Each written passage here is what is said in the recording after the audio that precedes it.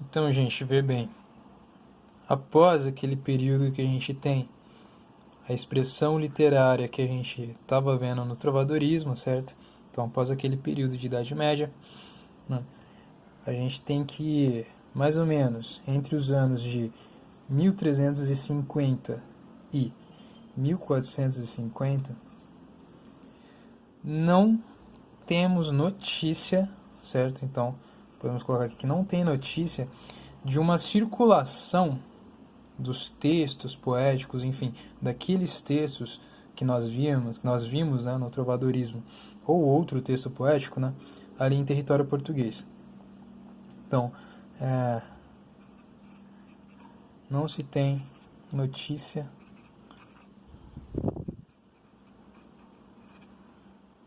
da circulação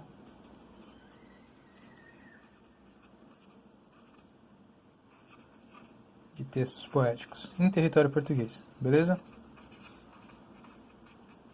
Mas a gente estava vendo agora há pouco, né, todo aquele movimento de renovação cultural que a coroa portuguesa ali nos domínios do Dom Afonso V tenta promover, certo? Toda a influência que se busca de outros lugares da Europa, fundamentalmente da Itália, beleza? Com tudo isso acontecendo, com o surgimento da burguesia, a burguesia tendo que se apropriar de alguns conteúdos culturais, certo? Até mesmo para poder administrar a riqueza que estava começando a fazer, começando a acumular naquele momento, certo? Com tudo isso, a gente pode perceber que no intercâmbio, né, geral que tinha então entre Portugal e os demais lugares da Europa, entre Portugal e Itália, beleza? A gente vai ver algumas características fundamentais que vão determinar então o tipo de texto que vai começar a ter em Portugal a partir desse período aqui, né? Depois desse período aqui, onde a gente não tem notícia de texto, de circulação de textos poéticos, certo? A partir desse período, né, a gente tem, por exemplo, a chegada de uma forma que a gente já deu uma estudada, né? Se não lembra, volta lá nas aulas sobre formas fixas dentro da lírica e tudo mais. Mas a gente tem a vinda do soneto, por exemplo, certo? O soneto, ele vai, né, para Portugal.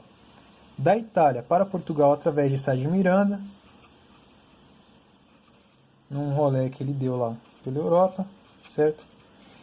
E o soneto, conhecido como doce estilo novo,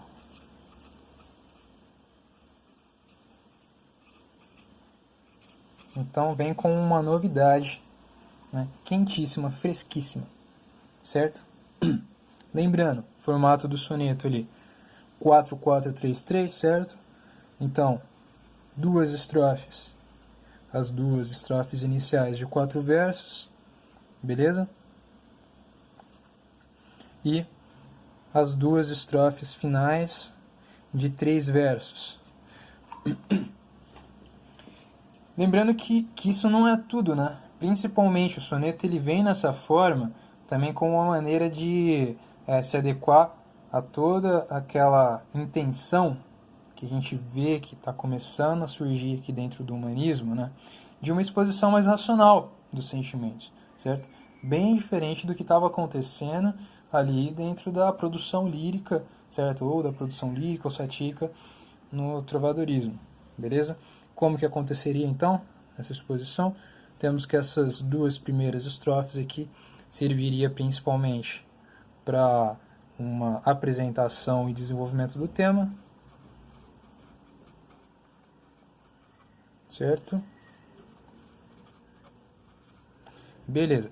E que essas duas últimas estrofes, né, para uma conclusão do tema. Vê bem, significa que não vai falar sobre sentimentos, sobre emoções? Não, muito pelo contrário. Sentimentos e emoções são conteúdos fundamentais na produção artística, né? Seja ela qual for, beleza? A questão aqui é que esses sentimentos e essas emoções precisam dentro dessa concepção de arte que a gente iniciou a discutir agora, a apresentação desses conteúdos emocionais e sentimentais precisa aparecer de forma racional, beleza?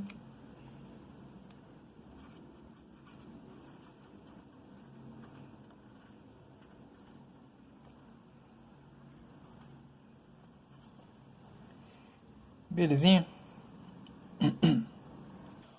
Outra característica fundamental que a gente não pode deixar de lembrar quando a gente pensa no humanismo.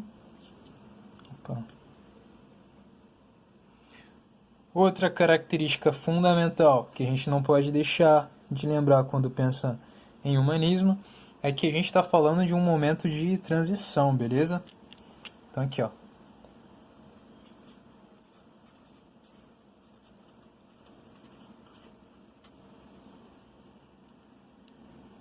A gente está falando em um período de transição.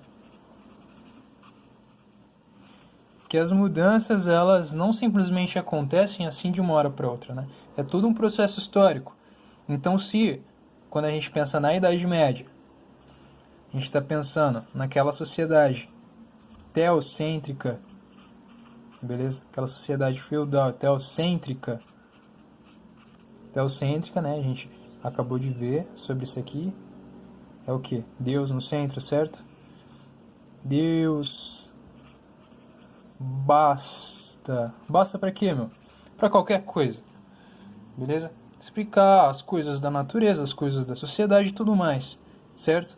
Lembrando que nesse momento, justamente a Igreja Católica é justamente a Igreja Católica que detém, então, todo o poder de explicação, certo? Uma vez que é bem a Igreja Católica Apostólica Romana, né, que se coloca, né, se declara aí como porta-voz da vontade de Deus. Beleza? Justamente, o humanismo é um momento de transição, pessoal. Aqui, ó. É muito importante a gente ter isso aqui em mente. Beleza?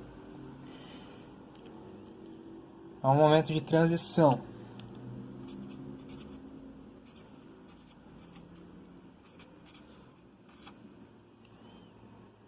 Entre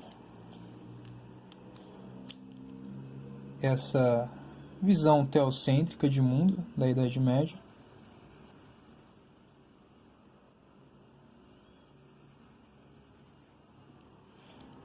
e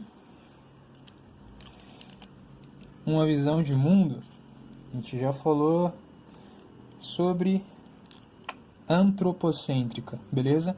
Que é o que vai marcar então aí esse início aí da Idade Moderna, beleza? Então, Idade Moderna, a gente está pensando, né, ali no Renascimento Cultural.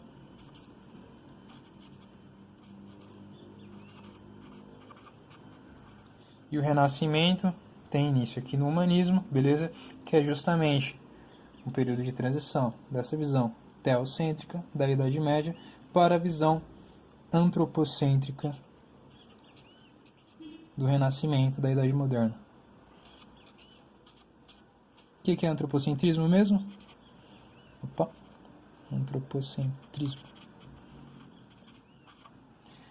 Teocêntrica quer dizer que Deus basta, né? No teocentrismo, a visão é que Deus basta, Deus no centro para tudo, certo? Quando a gente pensa em antropocentrismo, antropos tem a ver aqui com ser humano, beleza?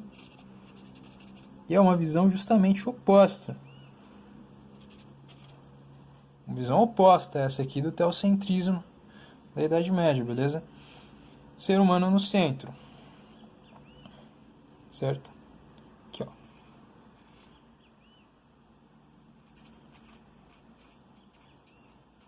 E aí?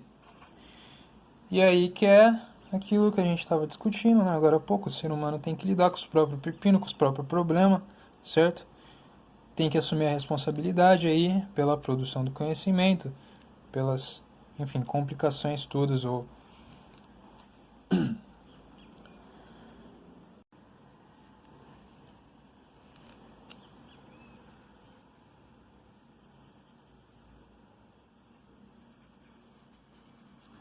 belezinha.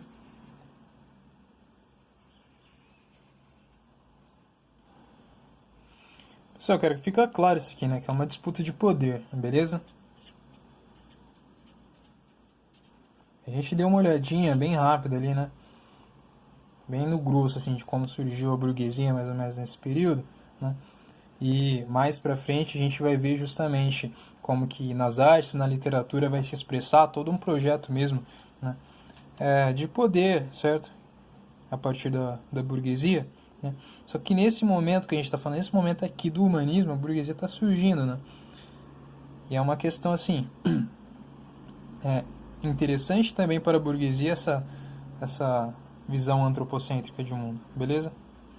Não estou dizendo que são os burgueses nesse momento, necessariamente que vai ser todo o centro de todo esse desenvolvimento, certo? Vamos lembrar que toda a produção cultural nesse período e tudo mais está sob domínio dos nobres, beleza?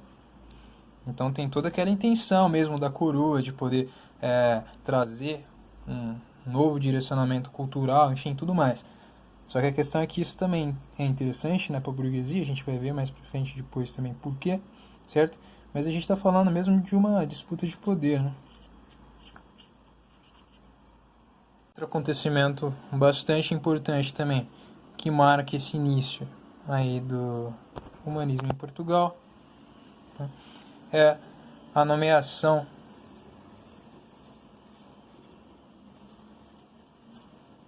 de Fernão Lopes, uma figurinha bastante importante. Fernão Lopes é nomeado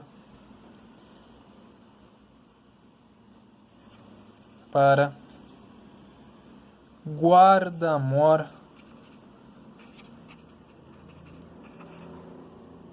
da Torre do Tom.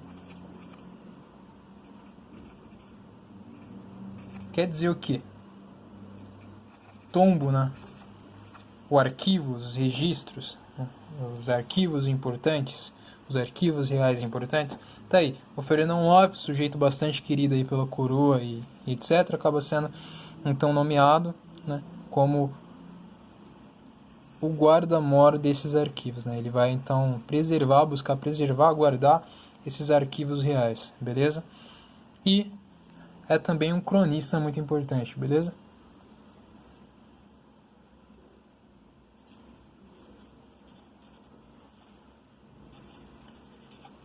Fernão Lopes é um importante cronista.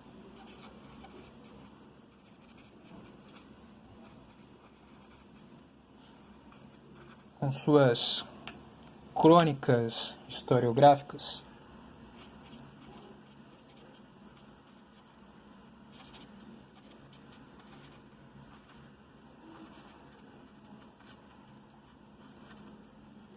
Que consiste no registro, né, dos desenvolvimentos, dos acontecimentos em diferentes reinados, certo? E o que vai marcar também essa produção aí das crônicas historiográficas do Fernão Lopes é como ele vai conceber ali o povo português, né? Ele dá alguma importância para o povo português, beleza? Ah, que importância é essa? A importância de coadjuvante dos reis, beleza?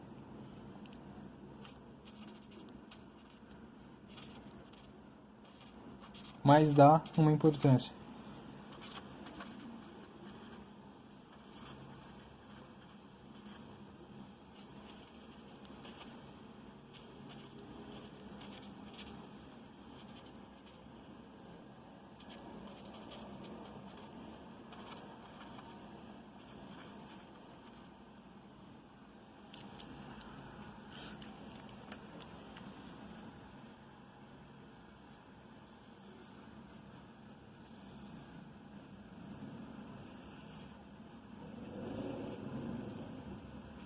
E a gente vai ter também um videozinho falando especificamente aí do Fernão Lopes, beleza? Mas aí, quando o texto vai da Itália para Portugal, o que pega é o seguinte, né? Se você tem um texto com algumas características formais aí importadas, como a própria ideia do soneto mesmo, beleza? Mas também o metro fixo, né? E que metro que estava sendo utilizado? Principalmente as redondilhas, né? Aqui é a chamada medida velha, depois, que são as redondilhas maior e menor.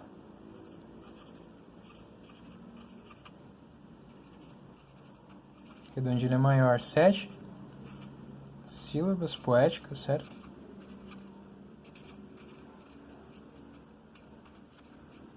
E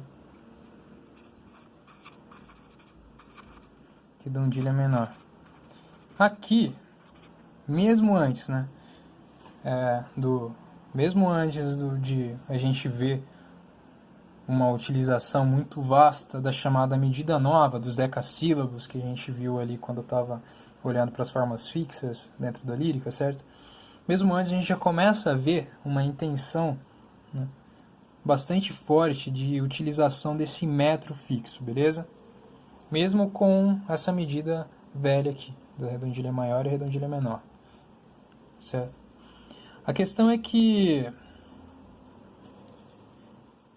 se agora a intenção é maior, de um metro ser fixo, essa redondilha maior, essa redondilha menor, eram medidas que apareciam bastante, por exemplo, nas produções medievais, mas que não necessariamente tinham, né, essa intenção de ter aquele metro fixo, beleza? Por quê? Vamos lembrar, no trovadorismo, na produção lírica, né, da Idade Média, a gente tem que, vou escrever aqui, ó, trovadorismo, a produção lírica é acompanhada de um instrumento musical, certo? Pelo menos a declamação e tudo mais é acompanhado de um instrumento musical.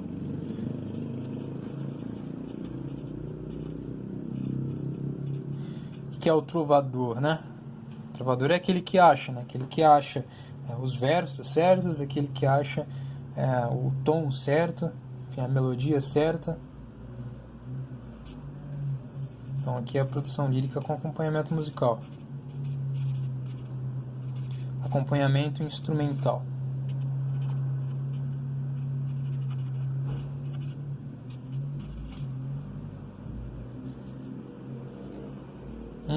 Beleza.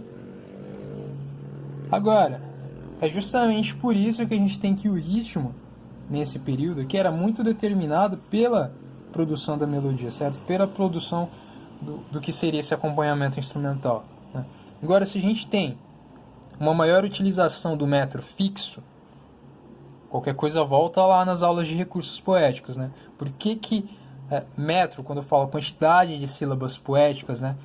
As sílabas dentro de cada verso, a quantidade de sílabas dentro de cada verso, com a entonação, né, específica, com uma variação específica entre sílaba forte e sílaba fraca, né, dá uma noção de ritmo, beleza? Volta lá nas nossas aulas de recurso poético, qualquer coisa, mas ó,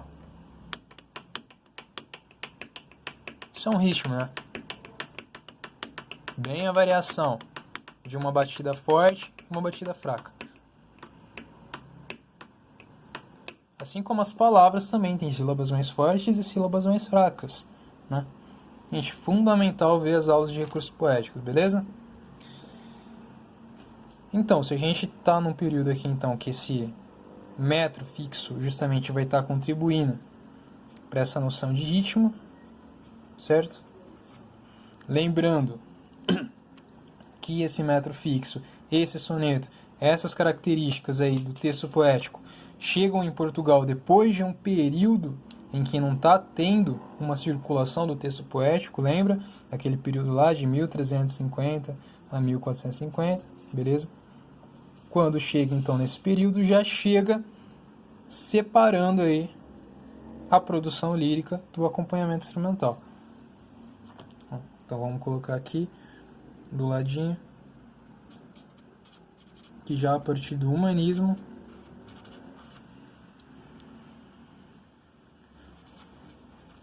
a produção lírica é sem acompanhamento instrumental.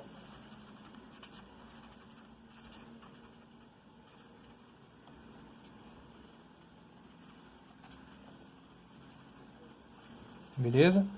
Um nominho bastante importante aí que a gente vai ter também, um videozinho curtinho, né, dedicado a ele, é o do Petrarca, né? Vocês lembrarem lá da nossa aula de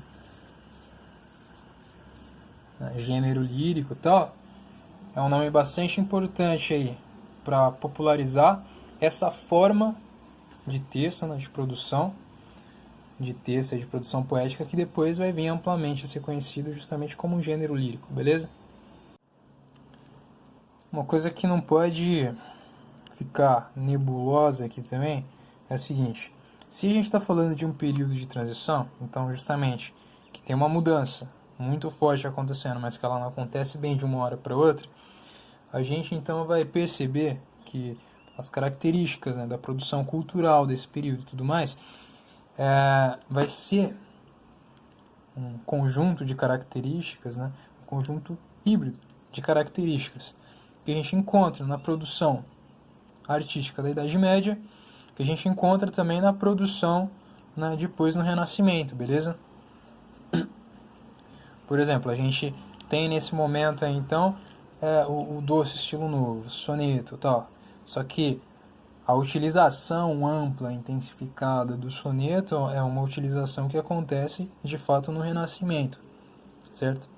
Ao mesmo tempo, se a gente olha para alguns dos grandes nomes desse período, né, pegando um exemplo mais importante para a gente aqui, que é o do Gil Vicente, beleza?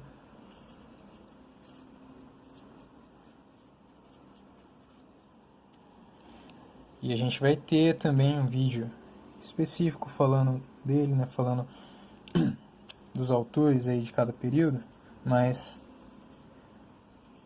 aqui o Gil Vicente, ele é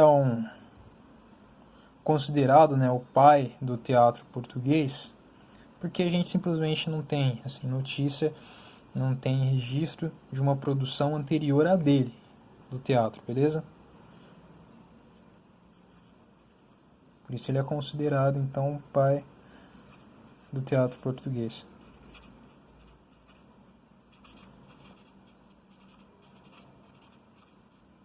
E por que a gente pode dizer que o Gil Vicente tem uma postura humanista, né? Ele tem uma formação, na verdade ele tem uma formação medieval, beleza?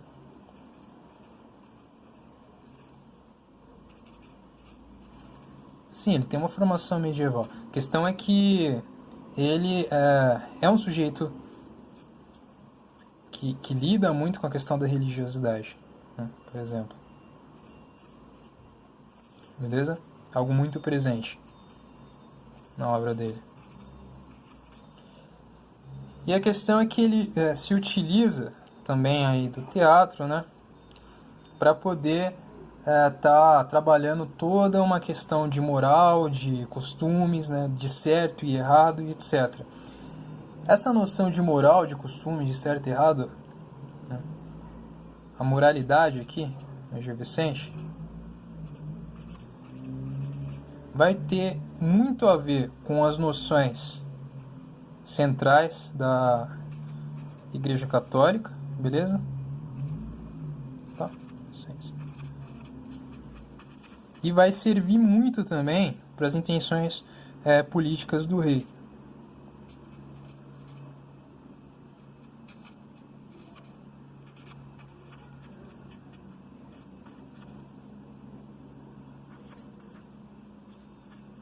Beleza?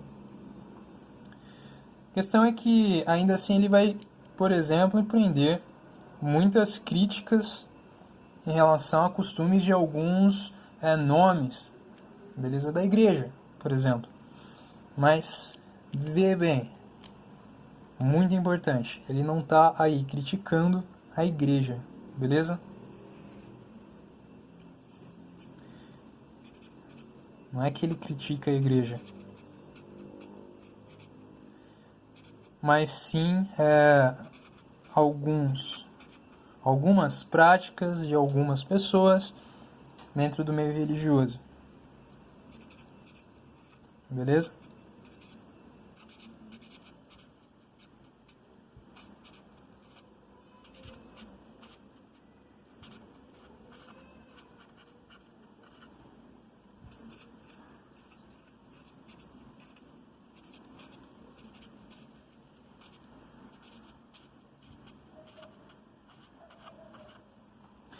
Mas a questão também é que aí hoje a gente vai estar lidando muito com essa questão é, da, das intenções, dos costumes humanos e tudo mais, certo? E aí ele vai estar se inscrevendo justamente nesse limiar aí, nesse meio termo entre uma produção típica da Idade Média e uma produção renascentista, beleza?